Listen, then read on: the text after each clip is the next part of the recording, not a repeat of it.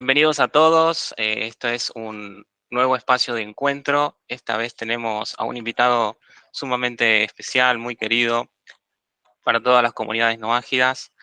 Consideramos que es una de las personas que ha ayudado bastante a muchas personas alrededor de todo Latinoamérica, Iberoamérica, todas partes alrededor del mundo, a focalizarse más en lo que es la difusión no ágida, y nosotros estamos muy agradecidos con él por todo el trabajo que hace desde la página Filosofía Judía. Así que ni más ni menos tenemos el cordial eh, encuentro con nuestro querido amigo Jacob Amar Rothstein. Rothstein, es así si lo pronuncia bien. Sí, Así que Jacob, sin más que decir, bienvenido, es un gusto y bueno, que puedas, bueno, que todos podamos tener una excelente jornada y al final vamos a hacer las preguntas para quienes deseen. gracias por invitar. También estoy feliz de ver muchos rostros o muchos iconos de rostros que conozco ya desde hace mucho tiempo y me alegra el trabajo que están haciendo de también difundir conceptos monoteístas mucho más complejos de los que se suelen ver en el común de las redes sociales. Entonces, el honor en verdad es mío y realmente me emociona. Es un tema el que propusiste bastante interesante. Les quiero hablar un poco de mí, aunque no es mi objetivo, solo para que se den un poco de idea de mi trasfondo. En general, conozco un poco de Torah, soy científico, estuve en el ejército, es decir, conozco el lado militar. También en cuanto a la música, tengo 2 álbumes compuestos que están en Spotify y no son canciones de un ukulele con 4 acordes, sino que son un poco más complejas que eso. Los que quieran escuchar se llama Misophonic. También he trabajado en política, también conozco un poco de historia, un poco de filosofía, se podría decir un poco eh, por encima del promedio, me atrevo a decir. Eh, y a lo que vengo con todo esto no es hacerme que me den aplausos, no, sino que la idea es que vean que yo trato de decirles este mensaje desde un trasfondo un poco más amplio, porque muchas veces los que suelen llevar la bandera de lo que es la Torah se suelen conocer como rabinos y es un experto en Torah, pero hay que entender que Hashem creó el mundo, no creó solo las yeshivot, es decir, el Dios de Israel no es el Dios de la yeshiva, es el Dios del universo. Y si en el universo hay ciencia, hay arte, música, hay una serie de dimensiones intelectuales que el ser humano cubre, entonces Dios es dueño de eso también. Por lo tanto, nosotros, como en el objetivo que vemos en el judaísmo, que en parte es reparar el mundo, el concepto de tikkun olam, que quizás algunos de ustedes conocen la idea, que es reparación del mundo, uno no puede reparar el mundo ignorando partes del mundo.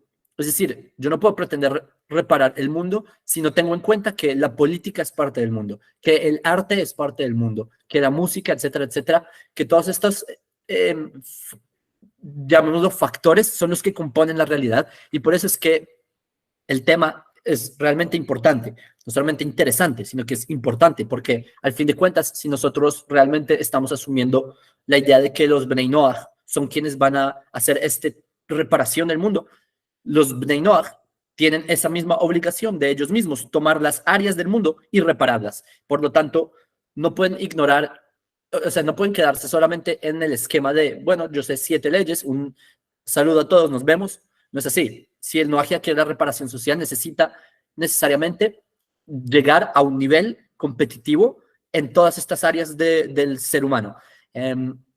Porque, como les dije, el Dios que dio la Torah es el Dios que entregó el mundo. Es como el concepto de monoteísmo. Y yo sé que hay personas que suelen ver, ya adentrándome en el tema, que hay personas que consideran que hay una tensión, digamos, tensión entre lo que es emuná e intelecto. Si yo pienso, no tengo emuná, y si yo tengo emuná, entonces no tengo que pensar. Pero es que eso no es monoteísmo, eso es dualismo. Hay 2 mundos, emuná es una cosa, intelecto es otra cosa, pero eso no es monoteísmo.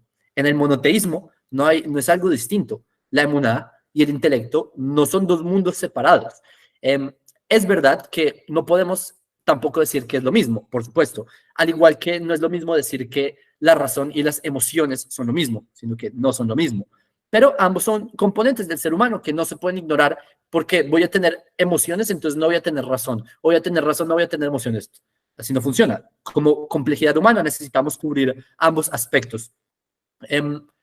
Algo muy importante es que esta es una generación muy grande, enorme. Ustedes lo que tienen en el bolsillo, ese aparato, les da las puertas a un mundo de conocimientos enorme.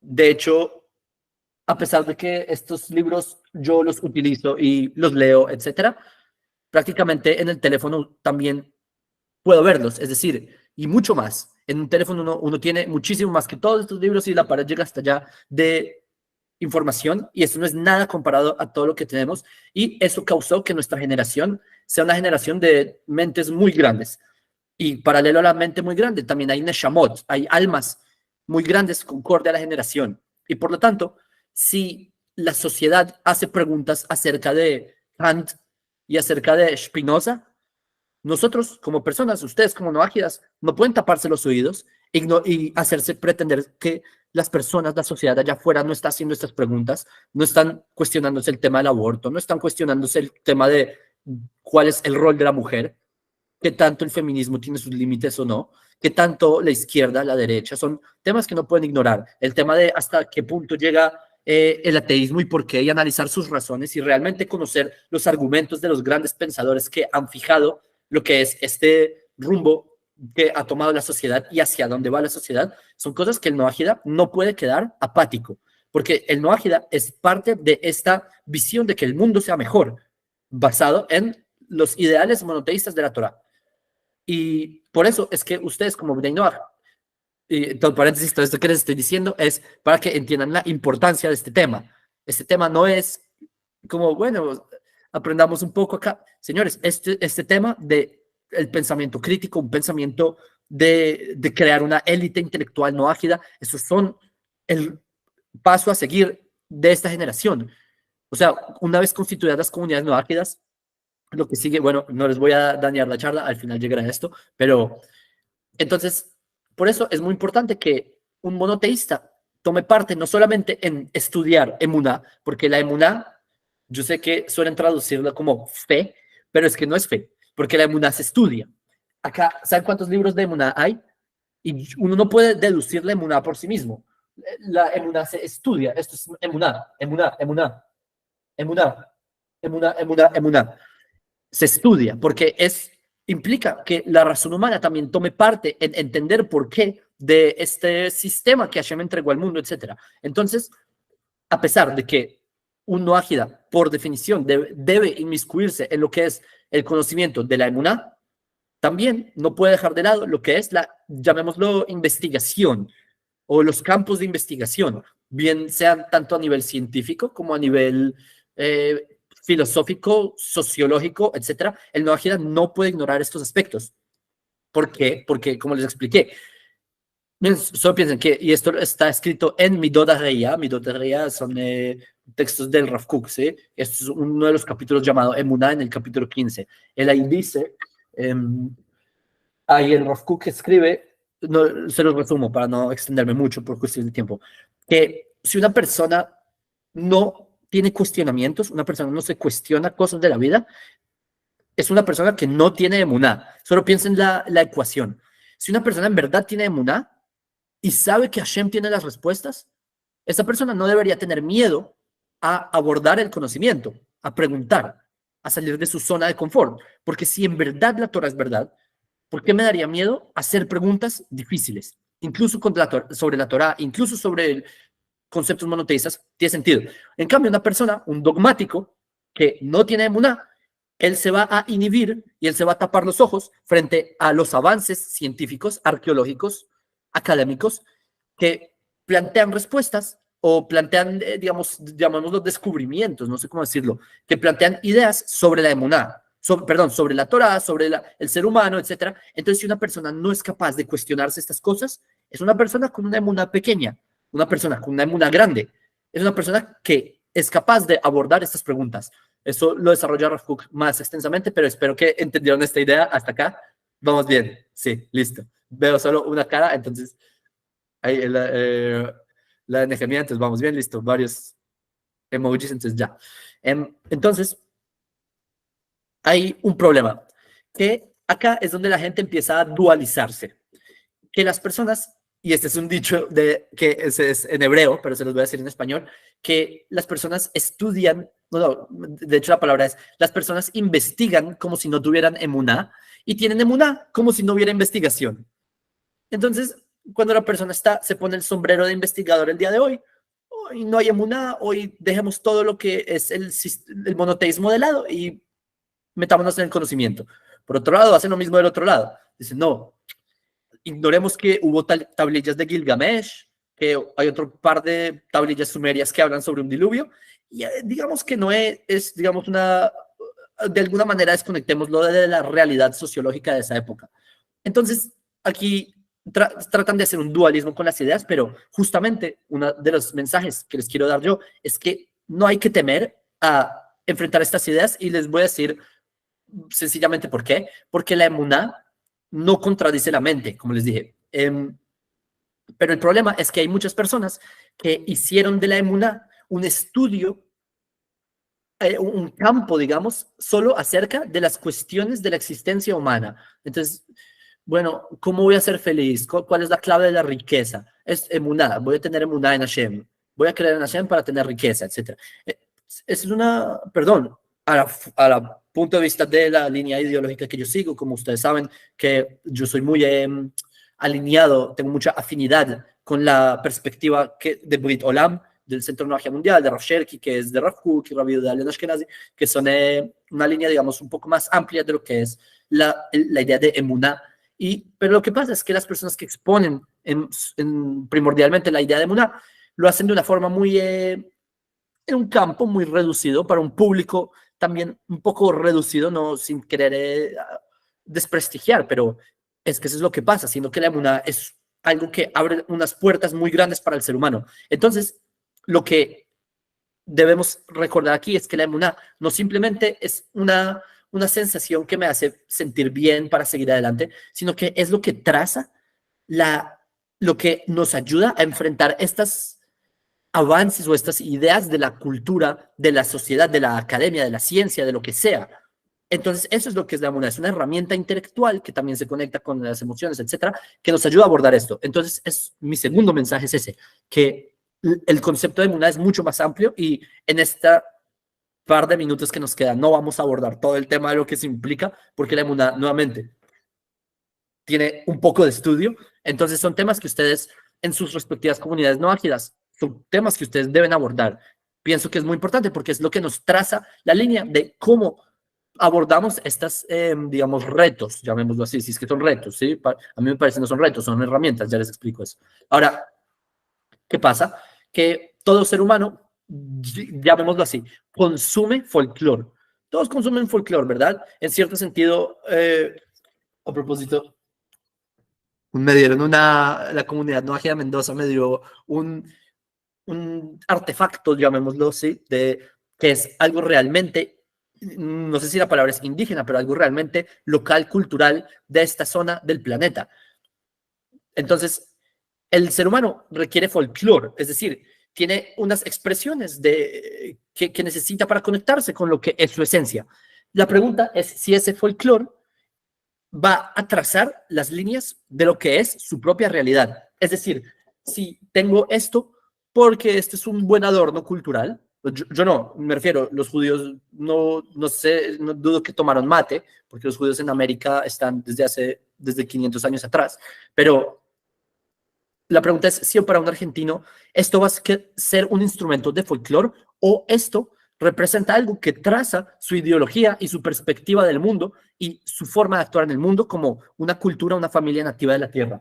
Y lo que vengo a decir con esto es que recuerden que la Torá no es un libro de historia, la Torá no es un libro de ciencia, la Torá no es un libro de filosofía, la Torá es muchísimo más que eso, es la palabra de Hashem. Entonces, tratando de unir las ideas, es que la emuná es lo que traza la dirección del ser humano, es lo que define la realidad del ser humano. Y por eso es que la cultura y los valores de la sociedad serán trazados por la emuná. ¿Por qué? Porque nosotros en el judaísmo consideramos, y hasta ahora se ha ido dando casualmente un poco las profecías que dijo Dios sobre el retorno de Israel, sobre el declive de lo que es Edom, sobre la recuperación de Jerusalén. Y también una de las visiones es que el mundo llegará a una cúspide monoteísta, es decir, a una idea máxima basada en los valores de la Torah, que esta idea, ¿quién la traza?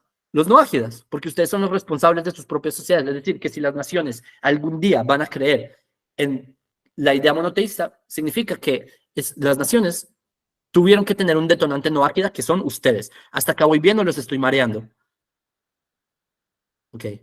Voy a, entonces, si quieren, le bajo un poco al acelerador. Tenemos salvavidas, estamos avanzando. Vamos bien, dale con todo. Andamos en flotadores, llegamos. Ok. ¿Qué pasa? Que por otro lado, la academia, la ciencia, etcétera, no trazan la vida del ser humano. Solo piénsenlo. Esto de hecho está en Igrot Reya, Tav Shin Memhet, que está escrito que, y pues ahí lo desarrolla, y me parece que es muy acertado, que la academia son herramientas, que son básicamente moldes de pensamiento que nos dan una metodología para analizar el mecanismo del mundo, para analizar ciertos aspectos o descubrimientos o ciertas tendencias de la sociedad o describir lo que es el mundo, pero es una herramienta. Es decir, la academia prácticamente, como dicen Yeso de Atogá, es como que tiene no tiene frutas, sino que tiene flores, ¿sí? Entonces es básicamente eso, que es muy bonita, es una herramienta que nos ayuda a comprender el mundo, pero la academia no traza lo que es el ser humano, solo nos explica, bueno, qué lindo, aprendimos que existen las tablillas de Gilgamesh, ¿ok? ¿Qué hacemos con eso? Pero la Torah no es eso. La Torah no solamente hubo un diluvio, ese diluvio implica, ¿sí? Nuevamente, recuerden que en la perspectiva, todo eso son ideas muy elevadas, no se lo tomen todo literal de que llovió y todos se ahogaron, pero son ideas muy, muy profundas. Pero el hecho de que hubo un diluvio, eso implica algo en la transformación del ser humano y de su forma de abordar la conexión con Hashem por medio de un cumplimiento de leyes, las leyes noágidas, y cómo todas esas enseñanzas, todo este texto llamado el Tanaj, cómo esto transforma al ser humano. Y esa es la gran diferencia, considero yo, entre lo que es la academia y lo que es la Torah. Porque la academia es una herramienta, un método. Y ese es el tercer mensaje que les quería decir. Que, aunque sí, ustedes deben, los como noágidas, deben realmente formar una nueva élite intelectual de noágidas. Y ese es, como les dije, es el siguiente paso. Deben recordar que las herramientas que están a disposición de ustedes para tener esa élite intelectual son, al fin de cuentas, herramientas. La academia, la ciencia, son herramientas que nos ayudan a describir el mundo, entender cómo se desarrolló la historia, pero no son lo que traza a ustedes como seres humanos. La Torah sí hace eso. La Torah abarca esas cosas. Por eso es que me parece importante que, a pesar de que sí le vamos a dar un cierto lugar de respeto a lo que es la academia, la sociología, etcétera, la filosofía, al fin de cuentas, son una herramienta. Solamente están a disposición del ser humano para llegar a los objetivos que son trazados por la Torah. ¿Hasta acá vamos bien? Listo. Eso para mí son sí. Gracias, Eliezer. Entonces, muy bien. algo que trae Rambam, esto lo escribe en Moed Nebuchim, en el Guía de los Perplejos. Él trae unos 15 cuestionamientos sobre el método científico de su época, sobre la astronomía particularmente, y la conclusión de Maimónides. Y eso lo dice en su tiempo. Piensen que en la época de él, todos están muy basados en Aristóteles, ¿sí? La cosmología era bastante aristotélica. Salir del molde aristotélico era muy difícil de imaginar. Pero Maimónides, él llega a la conclusión de que muy seguramente este modelo astronómico posiblemente pueda cambiar, pueda mutar. ¿Qué entendemos de acá? Que el método científico o el método académico está sujeto a cambios. Esto es algo que ustedes deben también tener en cuenta porque si ustedes pretenden llegar a una cúspide intelectual, recuerden que ustedes son estas personas, que ustedes van a hacer esos cambios, cambios de perspectiva, cambios de metodología, cambios de enfoque, cómo se debe enfocar estas herramientas intelectuales, etcétera. Entonces, para ir concluyendo, para ir pasando ya a las preguntas, porque vamos cerca de 30 minutos, de por lo menos de lo que voy acá, es que si nosotros realmente creemos que Hashem es uno en el mundo y que hay monoteísmo y que por lo tanto no puede haber un solo campo de la vida, no puede haber un solo campo de la vida en que no esté la presencia de Hashem. No puede ser que haya un mundo en donde Hashem no esté presente en la ciencia y en la música y Hashem no esté en un mundo futuro, me refiero, ¿sí? En un mundo donde la palabra Hashem es de un lado del mundo al otro lado del mundo, como saben, dice Zacarías capítulo 9, Jeremías 31, etcétera, que si en verdad Hashem y el conocimiento de Dios cubre el mundo. ¿Qué significa que cubre el mundo? Que está en todo se comprende por qué la importancia del monoteísmo. Por lo tanto, ustedes como Bnei Noach, este es como mi último mensaje, es que, bueno, mi penúltimo, tengo un último, pero mi penúltimo mensaje es que ustedes son los que tienen que poner estas bases. Antes yo decía, ustedes van a poner, ahora yo en cierto modo no es que les esté obligando, pero es una responsabilidad del Noachida, ustedes deben poner estas ideas, bien sea en el sistema judicial como, o en el sistema de tránsito, o sea, en todos los aspectos de la vida, el Noágida va a llevar la vanguardia y va a poner estas ideas intelectuales ahí. Por eso es que lo que considero que es importante trazar es que si ustedes ya se están organizando en comunidades, pienso que las comunidades deben tener un enfoque que realmente tenga un impacto en pro de la idea monoteísta. Es decir, una persona puede quedarse estudiando Torah de forma egoísta. O sea, voy a estudiar Torah para sentirme bien. Voy a ver una clase del rabino X o el rabino Y para saber cómo me puedo sentir bien conmigo mismo y fue una enseñanza muy linda y listo. O también yo puedo decir, bueno, voy a estudiar sobre historia, sobre filosofía, etcétera, para sentirme bien, porque me gusta y aprendí y fue una charla intelectual muy linda y ya, un aplauso. O yo puedo decir, no, yo estoy estudiando Torah para transformar el mundo. Yo estoy estudiando de historia, yo estoy estudiando de música, yo estoy estudiando de culinaria, etcétera, en cada uno en su campo del conocimiento, de lo que sea ¿saben? Mecánica, lo que sea. ¿Para qué? Para llegar a esa cúspide intelectual no ágida, hacer ese no ágida que transforma el enfoque en ese campo del conocimiento, porque eventualmente van a ver los sabios entre las naciones son los que van a cubrir todos estos conocimientos del mundo, ¿sí? A propósito, esa es una de las ideas de la menorá.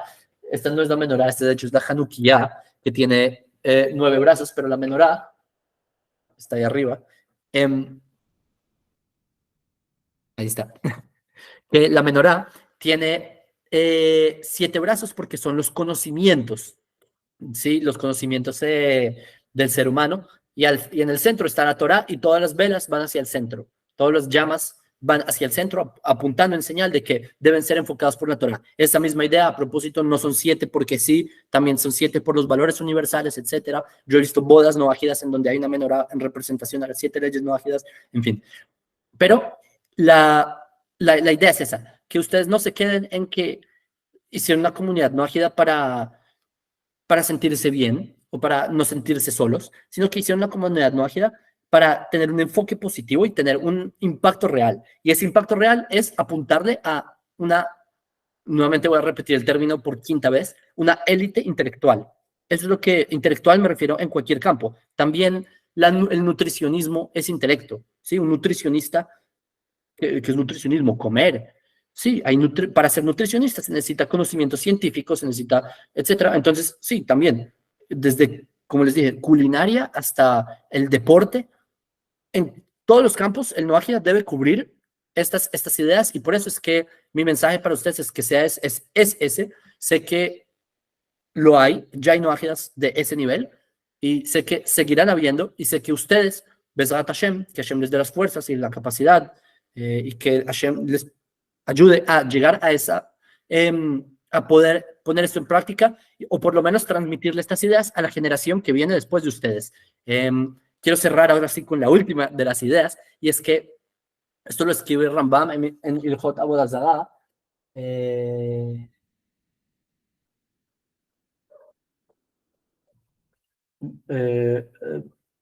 Guay, ¿dónde está? Justamente lo había leído y por eso me llevé el libro y está por allá. Pero el punto es que ahí el Rambam en Nihot Avodah escribe que aún así existe un cierto peligro, entre comillas, y es que si una persona en verdad no tiene esa, digamos, potencia de emuná, ese nivel, no ha ido construyendo de forma adecuada ese mundo de pensamiento, muy posiblemente esta persona también termine quebrándose y termine dejando, entre comillas, la Torah. Existe ese problema, pero aún así Rambam, él mismo escribe el lenguaje que él escribe, que es velo jola, ¿cómo es? Velo jola deot. Es decir, dice que aún así, en teoría, cualquier persona puede abordar cualquier idea. Ustedes pueden abordar cualquier reto, bien sea un reto a la Torah, un reto a lo que sea, siempre y cuando lo que acá recomienda Rambam es que tengan una guía, un experto que les ayude a desarrollar esto, un experto de Torah, se refiere, ¿sí? Porque si hay una persona que es experto en Torah y él puede suplirle a ustedes las respuestas de historia, de todo esto, entonces, en ese sentido, ustedes pueden ir construyendo un mundo de forma un poco más precavida, digamos. Entonces, hasta acá, espero que haber explicado medianamente la idea y bueno.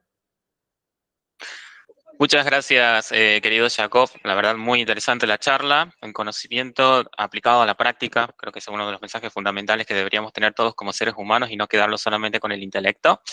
Vamos a pasar a la sesión de preguntas y respuestas, si me permitís.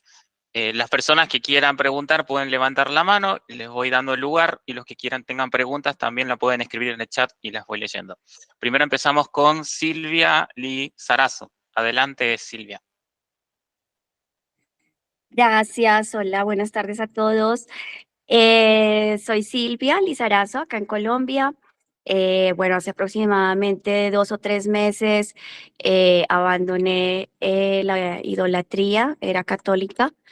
Así que pues tomé la decisión para mí y para mi hija de ser monoteístas. Y bueno, digamos que mi pregunta, pues más que pregunta, es como la percepción, Jacob, tuya de, o sea, es súper motivante todo lo que tú dices, inspirador, pero digamos que el día a día es difícil, ¿no? Porque básicamente, primero que todo, es como hacer una comunidad, porque pues lógicamente no es una religión nueva, esto de los noágidas, y no creo que sea lo que se pretenda, pero es una comunidad o una vertiente, bueno, es que ni siquiera sé qué nombre darle, ¿sabes? Y desde ahí ya es confuso para uno de ser humano, como darle un nombre, un lugar dentro del universo a algo tan, pero tan trascendental, ¿no? Porque no estamos hablando de algo puntual de la vida, de la relación de pareja, no, eso es la vida misma. Entonces, cuando por lo menos para mí algo no tiene como un lugar en el universo, es decir, ustedes son esto y desde hace tanto tiempo, sino que es algo que puede ser que suene de hace ya varios años, pero pues sigue siendo nuevo, ¿no? Y esta nueva estructura, digamos, si así que si quisiera llamar, además en virtualidad es demasiado complicado, porque pues digamos que si lo remontamos, pues los sabios y todos se reunían a estudiar y aún las religiones o las comunidades o las culturas, los judíos se reúnen, estudian, leen. Y eso pues para mí termina siendo como un poquito en desventaja para nosotros no tener como un espacio realmente ni físico, ni de nombre como tal, porque sí, somos noágidas, pero ¿qué es ser noágida? Es una religión, es una comunidad, es una estructura, es una nueva vertiente, es un neo algo, ¿sí? No somos neojudíos, no somos neocatólicos, neocristianos, no, ni idea qué somos nosotros. Entonces resulta como muy difícil. A mí eso me conmociona, ¿sabes? Porque como tú lo dices, esto para mí, por lo menos personalmente, no es Por nada de favor, moda, realicen preguntas concretas. no es nada de sentirme bien. Yo me siento bien desde hace mucho tiempo. Eh, digamos, salir de una religión a salir a no sé qué, ¿sí? Porque, pues, digamos, en mi caso, yo fui criada en Silvia, una religión católica. Les Sí. pido de Silvia, favor que realicen preguntas concretas, por favor. sí. Ah, ok, Vamos, perdón, sí. recuerda la pregunta y para que quedemos el espacio al Entonces, lugar. la pregunta sería, ¿qué somos Para nosotros? más personas, Una la pregunta, ¿no? estructura, una comunidad, una Ahí religión. está. Y segundo, ¿cuál es la percepción tuya de cómo hacer realmente o quién podría liderar esto para hacer algo en concreto, que no se quede en llamadas virtuales cada 8 días para hablar de algo y recitar algunos salmos y eso, sino que realmente haya un plan de estudio, alguna cosa? O sea, Ok, esas serían mis dos cuestiones.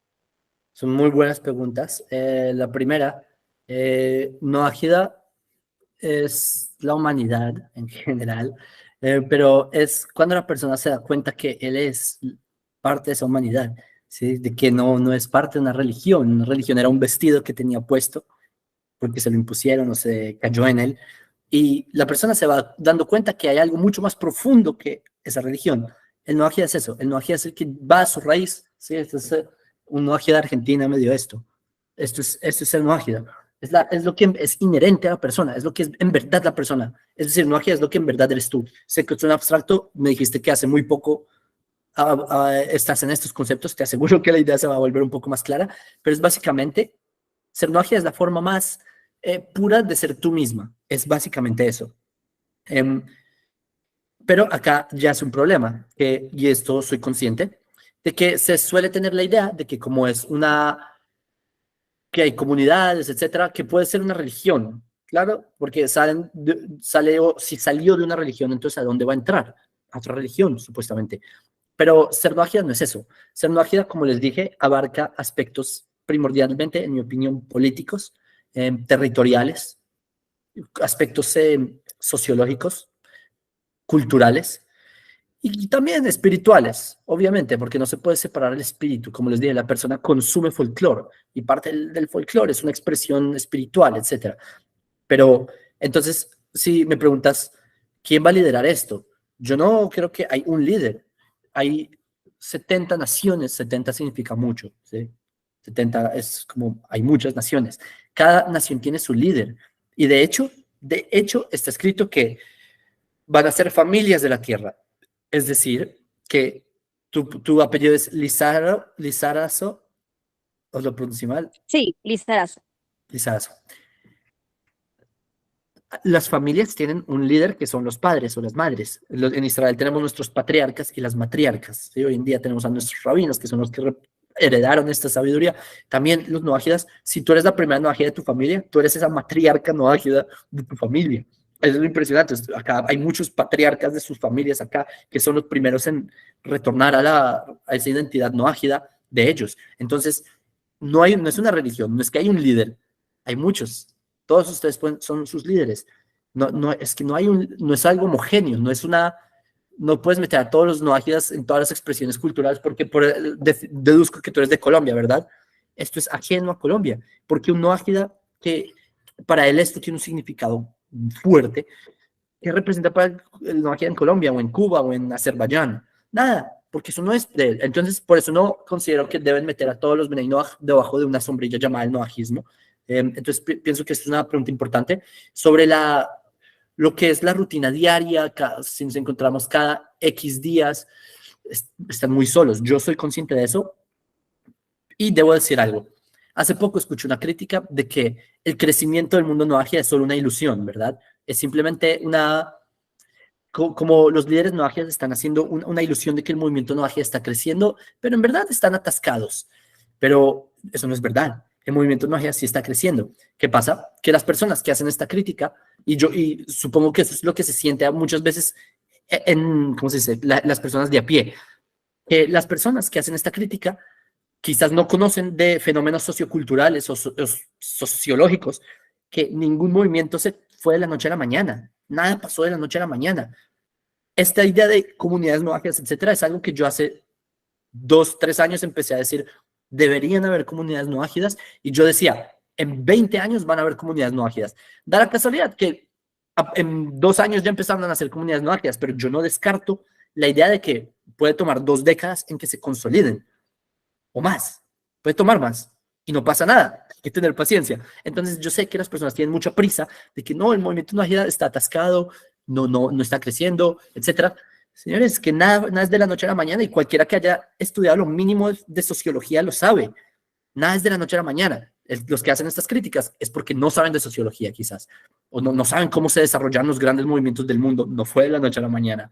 Entonces, eso es lo que ocurre, que yo sé que se ve mucha impaciencia pero los judíos estamos estructurados desde hace varios milenios, ya tenemos un sistema estructurado y hasta el día de hoy tenemos nuestros, digamos, deslices de cómo se debe hacer muchos de los casos. Por la sociedad moderna, etcétera, el Noahida enfrenta cosas muy similares y aún más difíciles. Por lo tanto, no considero que hay que preocuparse tanto por eso, sino tomar parte y pensar cómo se estructura, cómo hacerlo de una forma correcta. Es lo principal. Porque en vez de ponerse a acelerar y hacer las cosas mal, como ya pasó en el pasado, que hubo intentos de comunidades noajidas y por acelerados hicieron, perdón, no salió bien. Por otro lado, esta generación es la que sí debe tomar las riendas de una forma de un enfoque mucho más amplio, como yo les estoy tratando de decir, que no en un sentido religioso, sino de una forma que el noajida toma parte en muchas. Señores, hay una persona, creo que esto es en Chile, que se está lanzando, es un noajida que se está lanzando como, me parece, intendente, ya está lanzándose a la política y es un noajida, y hizo el kibul con un tribunal rabínico, etcétera. Es decir, son procesos que toman tiempo. Entonces, Silvia, te deseo éxito porque si emprendiste este camino, yo creo que no hay vuelta atrás. El que entra al monoteísmo, yo creo que no puede volver a la idolatría porque no cabe en la cabeza. Entonces, sigue bien. Gracias, Eco. Muchas gracias, Silvia. Vamos a continuar con la siguiente participante. Por favor, preguntas breves. Directamente la pregunta, Ana. Sí, buenas tardes. Buenas tardes a todos. Buenos días. Ahora depende del horario. Yo les hablo desde Málaga, desde España. Yo soy cubana de nacimiento, pero también soy argentina, por parte de mi madre, y bueno, muy latinoamericana. Pero en primer lugar quería darle las gracias a Jacob porque a través de todo ese tiempo que él se toma para todos estos vídeos, llega a muchísimas personas. Nosotros en Europa tenemos creo que estamos un poco por detrás de América Latina, y muchos de los que estamos acá, pues nos estamos nutriendo de todos los estudios, de todo lo que se está haciendo en América, las comunidades noajidas de Chile, de Argentina, de Colombia, ¿no es cierto? Y esto es un factor fundamental para nosotros porque podemos ir recabando sobre bibliografía.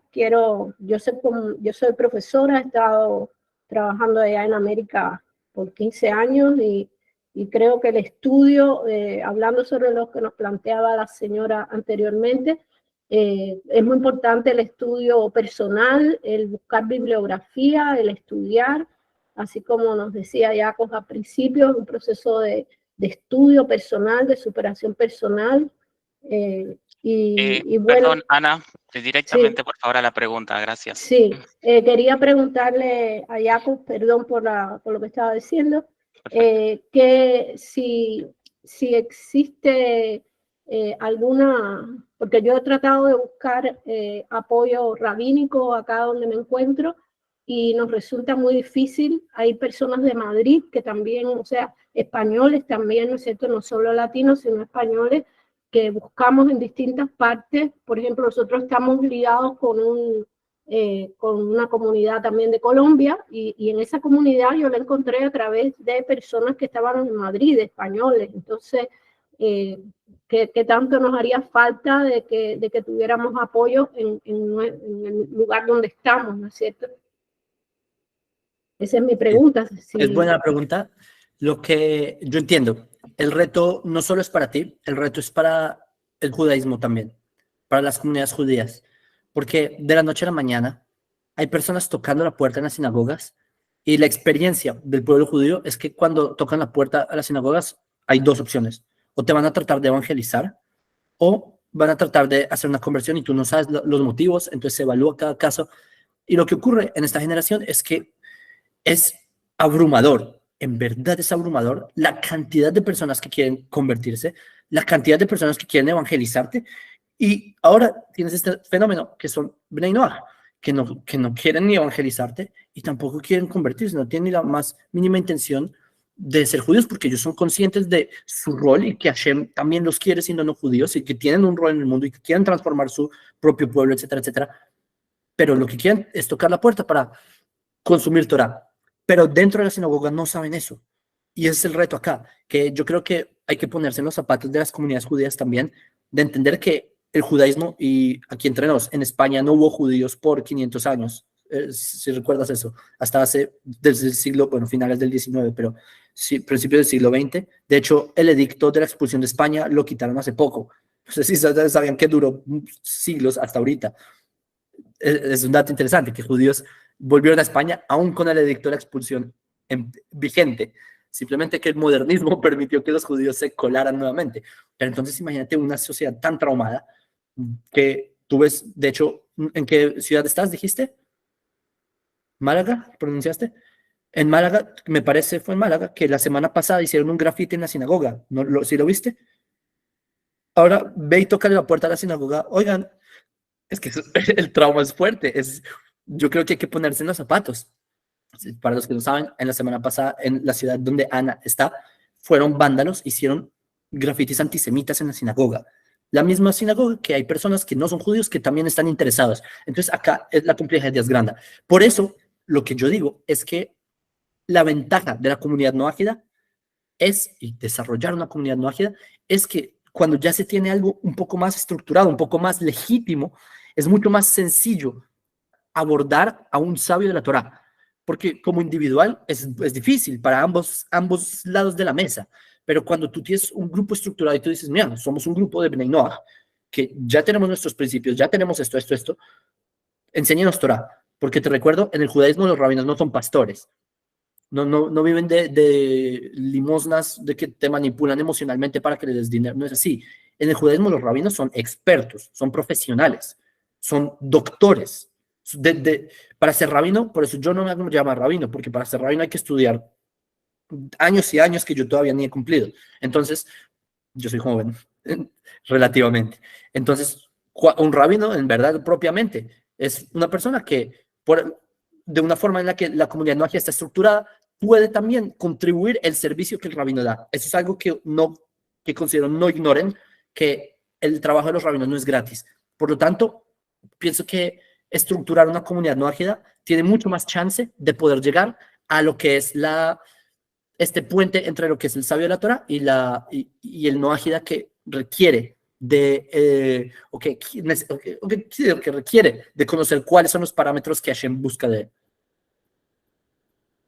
Perfecto. Gracias, Ana, por tu pregunta. Voy a continuar con el chat. Jacob, no sé cómo estamos con el tiempo, si me das unos minutos más. ¿Parece? Seguro. Bien, Eliezer Quiñones pregunta, ¿cuál sería el mejor consejo desde tu perspectiva para que nosotros como comunidades en crecimiento no caigamos en errores de religión tradicional, como comúnmente se han generado en las iglesias de idolatría, de donde muchos de nosotros venimos saliendo? Es buena pregunta y pienso que esta charla abarcó muchos de los puntos. Cuando el Noahida recuerda que Dios no es el Dios del grupo de Mix, del Zoom, Dios no es el Dios del Zoom, Dios es el Dios del universo, y en el universo, como les dije, también hay academia y hay política. Cuando el Noahida entiende que la política es uno de los aspectos más profundos y que más debe abordar, porque la política es el motor de lo que mueve las sociedades, al fin de cuentas, y ese es el debate entre Yosef y Yehuda, a propósito, que este es en Parashat Miketz, que viene Yosef y él, no, en Parashat Vaigash, perdón, en Vaigash, que acá viene Yosef, que él es Safnat Paneah, ¿sí? Que él todavía está cubierto como vicefaraón, digamos, vicerrey de Egipto. Y viene Yehuda a rescatar a su hermano y le dice, y tiene un debate con él, tiene un debate con Yosef. Si ustedes saben esta parashá, ¿sí? Que tienen preso que quieren tomar preso también a Binyamin, que porque supuestamente se robó posesiones del faraón, etc. El punto es que viene Judá en español, y él enfrenta a Yosef. ¿Y cuál es este debate? El debate es el siguiente, que Yosef plantea que el motor de la historia es la economía. La economía mueve todo, el dinero. Seguro, el dinero mueve todo, también a los políticos. Pero Yehuda dice, no, la política mueve más que el dinero. La política es el motor de la historia. Y acá la pregunta es, ¿quién es el que lleva este modelo político correcto? ¿Si el monoteísmo o Egipto? es decir, o el materialismo y la idolatría, o el modelo político del monoteísmo. Y ese es el debate que tienen entre los dos. Al final, Yosef dice, bueno, Yehuda, tienes razón, el modelo correcto es Mashiach ben David y no Mashiach ben Yosef, etc. El punto es que para no volverse una religión, el Noahida debe recordar que el campo que el Noahida le debe apuntar, no les estoy diciendo a ustedes que todos lo sean, pero es la política. La política es el campo que los noágidas deben poner su target, ¿sí? Su objetivo. No lo olviden, no les estoy diciendo a ustedes, todos sean políticos, porque no es en la esencia de todos ustedes, en la esencia de muchos de ustedes era ser biólogo y ser dentista. Entonces, pero la capacidad y la importancia de desarrollar el enfoque político monoteísta, eso es lo que pienso que debe ser el enfoque para no ser un enfoque de religión, sino que es un enfoque puntual de lo que transformará las sociedades de forma real. Entonces, eso es lo que realmente vieron los profetas. Cuando el profeta Zacarías dice que vendrán las religiones a Jerusalén, vendrán las naciones a Jerusalén, vendrán las familias de la tierra a Jerusalén, vendrán los líderes de cada sociedad, es decir, líderes políticos, las naciones, ¿sí? Como entes políticos, reyes. Entonces, es por eso que la forma en la que considero que no deben perder el enfoque es en el campo de la política, y por eso es que no pienso que con ese concepto no pueden volverse una religión.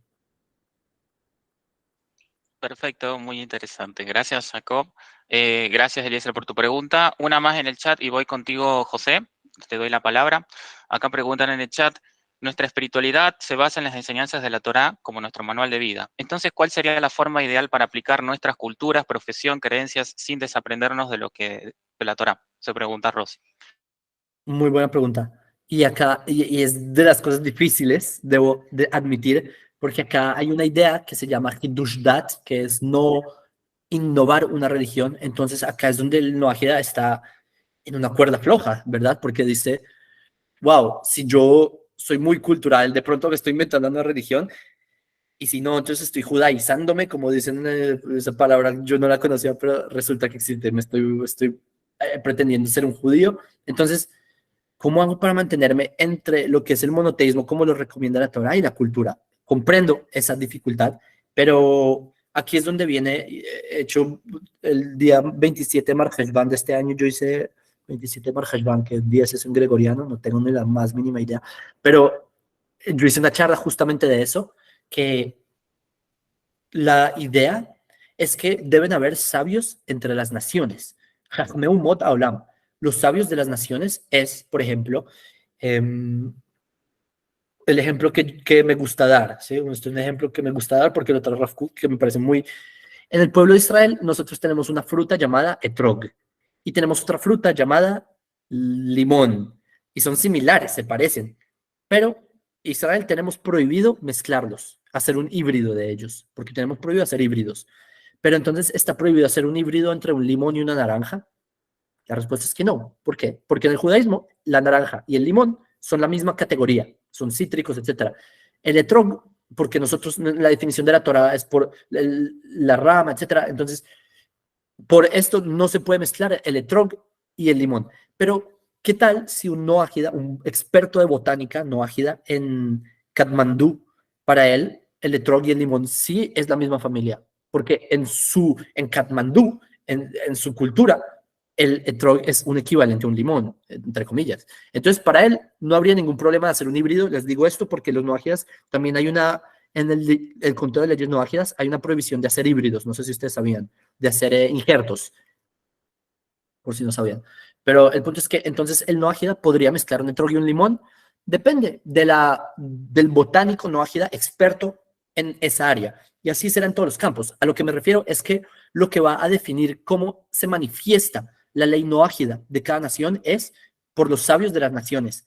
Si un sabio de las naciones determina que no se puede comer, digamos, carne impresa en tercera dimensión, ¿saben? Carne que se imprime. ¿Por qué? Porque está tomado un animal muerto, etcétera, y los biólogos de noágidas llegaron a la conclusión de que no, porque no sé por qué no se podría, ¿sí? Solo estoy poniendo un ejemplo aleatorio, porque sería comer la parte de un animal vivo, porque el animal sigue vivo mientras comemos una carne, aunque haya sido reproducida, etcétera. y el noágida sabio de las naciones determina que no. Entonces, la ley noágida, nuevamente, no la religión noágida, la ley. Ustedes manifiestan su conexión con Hashem por medio de cumplir leyes, por medio de hacer acciones puntuales en su sociedad, en su día a día, y eso es lo que los conecta con Hashem. Cumplir leyes porque eso los conecta con Hashem. Entonces, si el sabio de las naciones determina que es un tipo particular de carne, no se puede comer, porque eso violaría un precepto noágida, entonces, así es como se manifiesta esa perspectiva noágida. Y en cada país será distinto, por eso cada cultura necesita desarrollar su élite intelectual. Nuevamente, volvimos al tema de la charla. Si cada sociedad noágida desarrolla sus élites intelectuales, todos estos temas van a ser cubiertos. Entonces, así, a tu pregunta concreta, sabios entre las naciones que se van a lograr por medio de todo lo que hablamos estos 57 minutos. Excelente, Jacob. Voy con José Álvarez, directamente a tu pregunta. Adelante, cuando gustes. Saludos a todos, muy buenas tardes ya desde Venezuela, acá en Coro, Estado Falcón. Jacob, es un honor, para mí es la segunda vez que puedo verte. Bueno, todos conocemos la situación de Venezuela y quiero aprovechar la representación que están varias personas de Latinoamérica. En nombre de mi familia, mi país, pedirle perdón a Israel por lo que sucedió años anteriores con unas palabras que no tuvieron que ser dichas. De verdad, Dios bendiga a Israel, a todas las familias de Israel y así a todas las naciones, Jacob. Rapidito, concreto.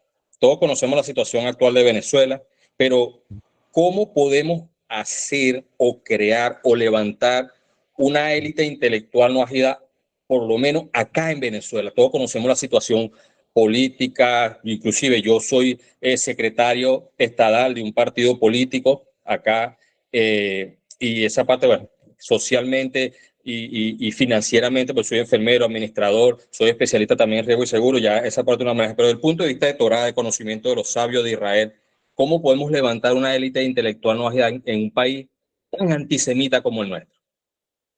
Es muy buena pregunta. Antes que nada, solo te doy como un dato curioso. Yo una vez a la semana, por lo menos, es decir, hay veces más, yo pido por la paz de Venezuela y por la mejora de Venezuela, para que lo sepan. Siempre en la mañana hay una de las bendiciones, que es de que libera a los oprimidos, digamos, y ahí es cuando yo lo digo.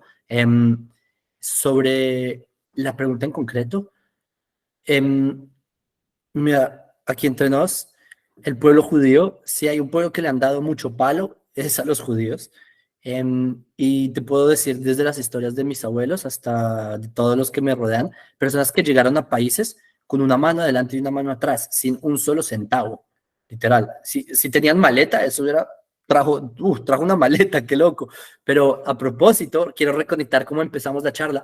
¿Tú sabes por qué el violín se le llama el instrumento judío?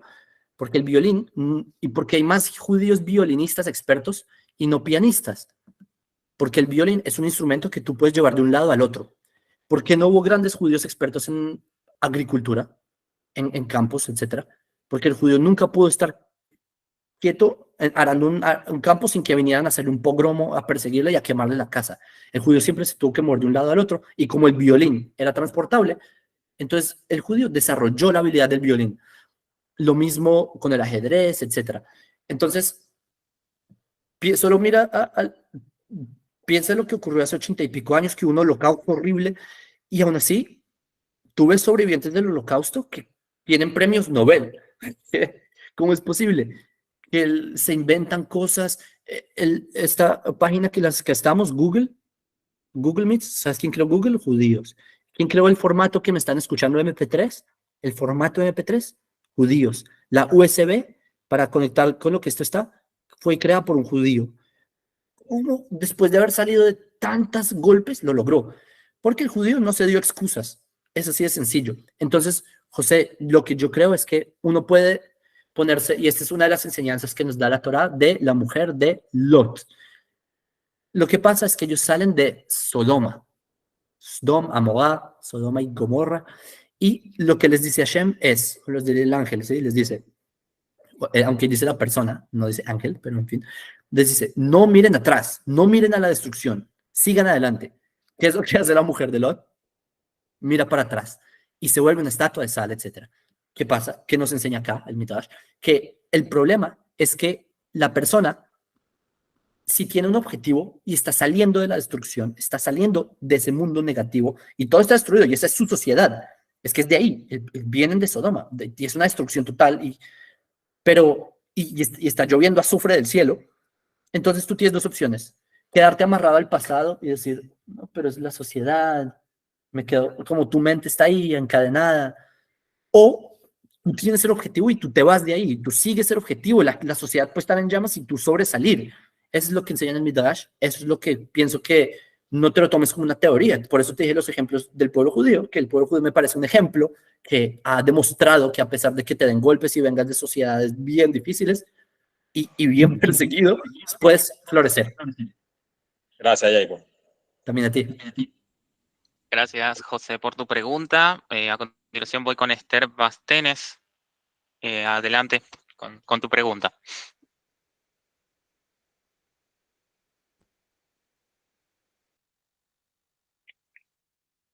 Días, tardes ya. ¿Sí me escuchan? Sí. Sí, sí. Bueno, que el 17 de febrero me convertí en monoteísmo. De repente Hashem me puso desde hace mucho de las primeras seguidoras de TikTok cuando era cristiana a Jacob. De ahí pues fue una separación de mi matrimonio que quisiera decir que estoy divorciada, pero no, mucha violencia. Bueno, gracias a ayunos, no sé si eso, utilicé el pensamiento crítico, gracias a ayunos y todo, logré salir, entonces me llegó, más que nada es como un comentario, no pregunta, pero va a ser breve, porque me pasó eso de que algo de abstinencia te pasa. Por eso comprendo la primera pregunta de la señora y la segunda, porque sales de una religiosidad y es como abstinencia, ¿por qué? Porque yo estaba en el seminario, yo estaba estudiando Biblia, yo estaba y llegas al monoteísmo y te quedas como que, ay, qué comunidad hay, que hay esto, qué opciones.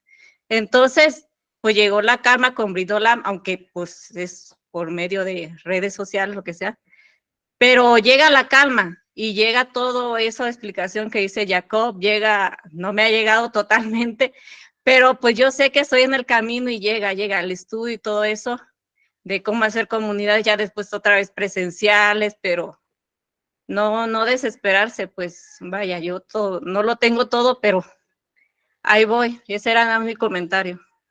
Sí, y estoy de acuerdo. En mi experiencia con haber tenido contacto con Bnei Noach, el primer año es duro. Espera que llegues a diciembre. Pero sí, el primer año es duro. Baruch Hashem, a mí no me tocó eso, pero no me puedo ni poner en los zapatos de personas que lo han tenido que vivir. Pero sí, definitivamente. Lo que también pienso que va a ser duro a nivel mental es el hecho de lo que tú mencionas, de que las comunidades no son tan sólidas como lo fue en su momento. En el cristianismo, que se reunían y cantaban y había una banda de rock en el escenario. Posiblemente el modelo vaya a cambiar de una forma muy significativa, pero lo que hay que construir es eso.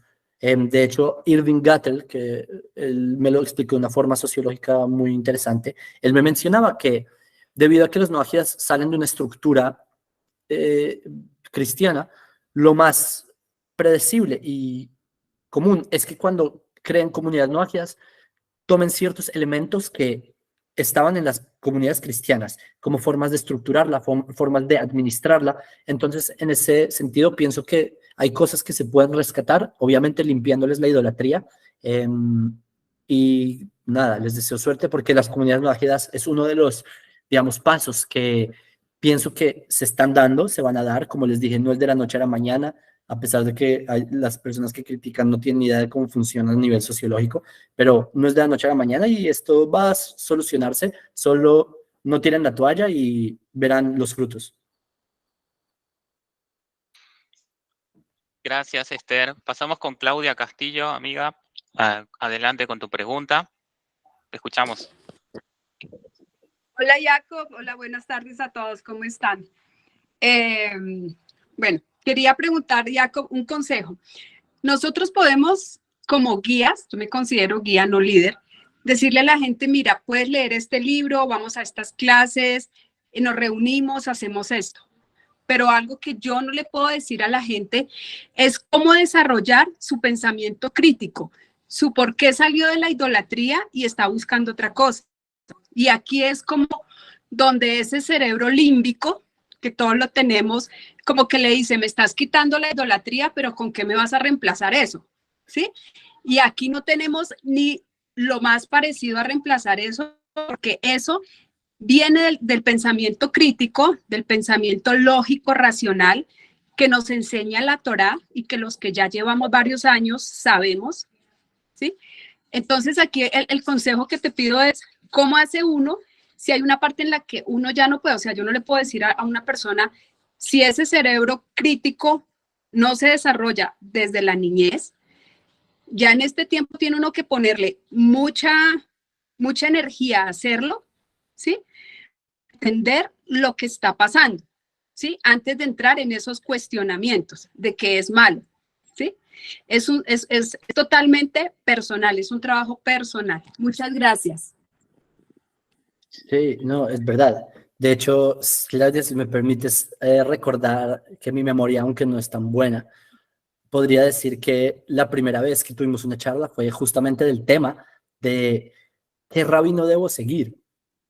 Y en verdad, ¿qué rabino debe seguir una persona? Si hay tantos y hay tantas perspectivas de la Torah, hay 70 rostros de la Torah, 70 es muchos, hay muchos rostros de la Torah, y la respuesta es que no hay respuesta, que solo la persona sabe. Entonces, si tú me dices, pero oigan, yo soy un ultra racionalista que para mí necesito la racionalidad, entonces me voy con un rabino que esté concorde a esto. Pero hay una persona que no, y yo no voy a empujar a una persona que no es así, a un mundo que no es su esencia, no lo voy a hacer, porque no. Pero si hay otro rabino que es como él. Por eso es que es como que dice el profeta que va a tomar del tzitzit de un judío. No es que todos, que es el mismo judío. O sea, hay muchos judíos y te toman de muchas ideas. Es decir, se toman mitzvot de diferentes conceptos del judaísmo. Es la idea. Entonces, lo que tú dices es verdad. Yo no creo que, y esa es la idea de no ser proselitistas, no hay que empujar a las personas a creer en el dogma como yo lo veo. ¿Quién dijo que tienen que ver el mundo como yo o como tú? Nadie. No hay que ser así. El mundo lo ve como cada persona lo ve y cada persona tiene su proceso de maduración mental, espiritual, etcétera. Yo creo que no hay que, ¿cómo se dice? Emocionarse mucho porque la persona no piensa como yo. No, tranquilos, chill, como dicen, el proceso se dará por sí mismo y la persona en el monoteísmo llegará a su tzitzit, a su talit del monoteísmo que corresponde a su forma de ver el mundo. Entonces pienso que lo que dices es muy acertado, de que no todos tienen que pensar como nosotros. Gracias, Jacob. A ti. Bueno, quedan 4 preguntas, creo, Jacob, que hay 4 manitos más levantadas, si quieres que ya terminemos. Y ahí Sí, ya culminamos con todo. estas 4. Bien. Vamos con Jane Paul Alzate. Adelante. Hola a todos, Jacob, un fuerte saludo, de verdad es la primera vez que puedo estar en vivo contigo. Que Hashem bendiga tu vida y tu carrera, de verdad es muy especial. Hace 2-3 años un amigo me mostró tu canal y me ha ayudado un poco a abrirme paso hacia acercarme al nojismo. Mi pregunta puntualmente es sobre el enfoque. En nuestro diario vivir, en nuestra cotidianidad, ¿cómo podemos enfocar todo nuestro conocimiento y aprendizaje para aportar al mundo? ¿Cuál es ese consejo que tú nos puedes regalar? Wow, de verdad muy compleja pregunta. Es como el ejemplo que yo a veces he traído de que si hay un ingeniero nuclear, ¿qué debería hacer? ¿Armas atómicas o energía? Tiene el conocimiento para hacer ambas. ¿Quién me dice que armas atómicas a veces no es necesario? De repente hay un malvado que también la tenga y me toque. Entonces, la pregunta es muy buena. Yo pienso que nuevamente voy a volver a decir algo que ya había dicho, los sabios de las naciones. Los sabios de las naciones son Besat Hashem ustedes, o serán, y aparecerán entre ustedes, y los sabios de las naciones son los que van a definir este tipo de trazar la línea. También pienso que no en vano el profeta dijo que desde Sion saldrá la Torah, y existe ya un centro noajida mundial, pero esto va a tomar una forma mucho más avanzada, ¿sí? A propósito, también quiero mencionar algo acá, una crítica también que escuché, que dice, ¿no? La Rabanut de Israel, el gran rabinato de Israel, a pesar de que ha sacado unas cartas a favor del movimiento Noahida y todos los grandes rabinos de Israel han escrito que están a favor del movimiento Noahida y de los noahidas, esto es solo simbólico. No han hecho nada a favor de los noahidas, supuestamente, ¿sí? No es verdad, eso es mentira. Han hecho Ger Toshav, han vendido Karkaot, han hecho lo de año de Shemitah, etc.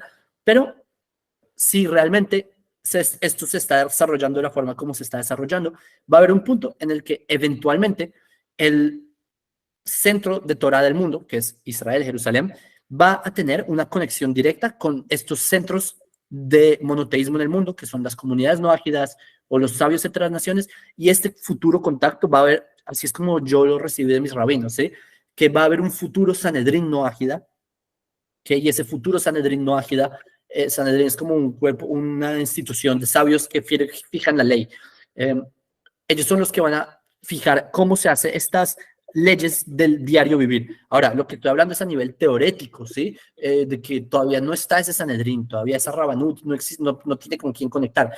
Pero lo que quiero decir es que eso no está lejos si ustedes ponen los cimientos para que eso pase. Es ya a lo que voy. Que si ustedes ponen las bases para que eso ocurre, así será. Entonces, ¿cómo se da tu diario vivir? Por ahora pienso que estando en contacto en una comunidad noágida, la cual está en contacto con un rabino, y así se pueden intercambiar ideas entre los sabios de las naciones y lo que recomienden los sabios de Israel nuevamente. Los sabios de Israel no están para decirles cómo comportarse, están para decirles recomendaciones, y ustedes toman herramientas de cómo quieren comportarse y cómo su sociedad requiere comportarse. Hasta acá. Pero eso se va a ir moldeando. Yo pienso que nuevamente es paciencia, y en cierto punto de la historia va a quedar definido la halajá del diario vivir del noágida. Perfecto. Gracias, Jacob. Es una pregunta difícil, pero realmente tienes muy claro hacia dónde va este camino. Muchas gracias. Bueno, Jacob, creo que ya nos hemos pasado un poco de la hora, así que por respeto del tiempo, me parece, creo que lo vamos a dejar hasta acá. Los que tengan más preguntas, no sé si quieres dejar algún mail de contacto, te lo puedan hacer al privado, o algún mensaje final para ya terminar con el encuentro. Sí, un mensaje, y adivina, ¿qué voy a decir? Adelante, estoy en la espera. Sean malas personas. No. No, es broma, es broma. Sean buenas personas, en verdad. Esa es como mi conclusión siempre. Sean buenas personas, porque es al final de cuentas el punto. Y yo sé que se dicen, no, pero esa persona es idólatra, pero quizás es buena persona. Pero traten de juzgar también con ojo, con una buena mirada, porque si hay personas entre ustedes, y esta es una de las cosas que en verdad me gustaría decirle a los Bnei Noach, que siempre es muy fácil criticar a los idólatras, pero señores, quizás muchos de ustedes estaban ahí hace un año, 2, quizás. Entonces, por eso pienso que sean buenas personas, juzguen con un buen ojo al mundo, a la sociedad, no tengan miedo del rumbo que está tomando. Hay veces la sociedad está deteriorada, y la izquierda y la derecha, y el aborto y la provida y todas estas cosas, y yo qué sé, Javier Milei o no Javier Milei, lo que sea, lo digo por el público acá. Entonces, no tengan miedo, señores, sigan su camino, no pierdan el objetivo. El ruido afuera no importa, la tormenta afuera no importa, tengan el timón del barco hacia allá, ¿ok? Ese es el mensaje. Bueno, Jacob, la verdad, un gusto haberte tenido en este humilde espacio. La verdad, esperamos en próximas ocasiones también poder invitarte. Y gracias de antemano por tu tiempo, y el tiempo que sé que es bastante valioso para ti. Y bueno, que puedas tener una excelente noche. Nos estaremos viendo en el canal de Filosofía Judía con más contenido y recomendaciones. Muchas gracias, Jacob. Gracias, Jacob. Gracias, Jacob. Bendiciones. Gracias, bendiciones a todos. Feliz semana, gracias.